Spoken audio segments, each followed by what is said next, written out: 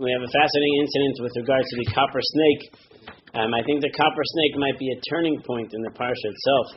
Actually, look to the flow of the Parsha happens over many, many years in Parsha Chukas, but the way we read it, it's like what happens over a couple of days or a couple of weeks that happens. So we start with the Parsha with the Parah Aduma, and the Jewish people are in the wilderness of sin, they have no water, and then at that point, we have the incident with Moshe and Aaron, with Moshe hitting the rock. Well, that leads to bad experiences from that moment on. So Hashem tells them to gather the stick, get the stick out of the people, speak to the rock. They end up hitting the rock, water comes out. Hashem says, because you were not Zocheh to be makdish my name, to sanctify my name, therefore you're not going to go therefore you're going to have punishment, you're not going to go into the land of Israel. What happens after that? So right after that, it's Miriam. After that, he sends messengers to Edom, and he says, let us pass to the land. Edom says, no way, we're not letting you go to the land. What do you mean? Look what our forefathers did. We were oppressed. We figure Edom is from Esav, so therefore he let us go through. And Edom comes out with a sword and says, you're not going through. It's another letdown for the Jewish people that they go through at that moment. After that letdown, it says they went to Hor Hahar. They went to Mount Hor, and at that point, Aaron has to die. So Aaron is taken up. So now you have from the hitting of the rock to Edom not letting them through. They go up to the mountain. Aaron's going to die. Elazar, his son, is going to take over.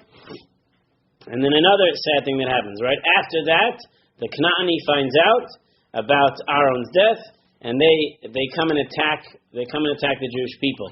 The only saving grace that we have in the story over here is that there is a captive taken.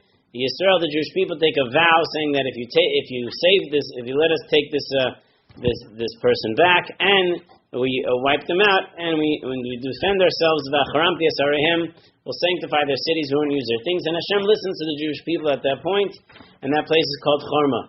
So the positive thing is they won the battle, but again it was a battle nonetheless. And then right after that, the Jewish people start complaining over their bread and their water, and that's when the snakes come and they start biting them. So again, from one experience after another experience the Jewish people are going through in this week's Parsha alone, snakes start biting them. The is the one who complains to Moshe.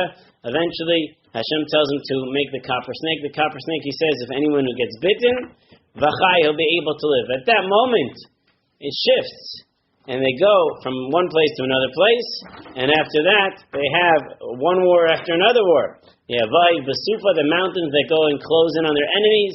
Some supernatural protection comes. The mountains come and crush the people that are in wait for them. And they have this new be'er that they're receiving now since Miriam died. A new well has come up in order to be able to give them water. They go to battle Sichon. Sichon comes out. They wipe out Sichon. They go to battle Og. They wipe out Og. And that is the end. That's the end of the parsha. So you have here the turning point. The two turning points you would have is one is Meriva, the hitting of the rock, which seems to set off a set of negative spirals. And then you have, even though the snakes were a protection, the copper snake was a protection and I guess a rectification for the other snakes, for the lashon hara that they were saying. But ultimately, from the moment of copper snakes on to the end, they're able to win every battle, everything they're able to take over. So you see here just the transitions of these two, the negative and the positive transitions that happens in the parsha itself. Many, many events over many, many years that actually take place. Just food for thought, these two distinct incidents. Rabbi Nachi Klein,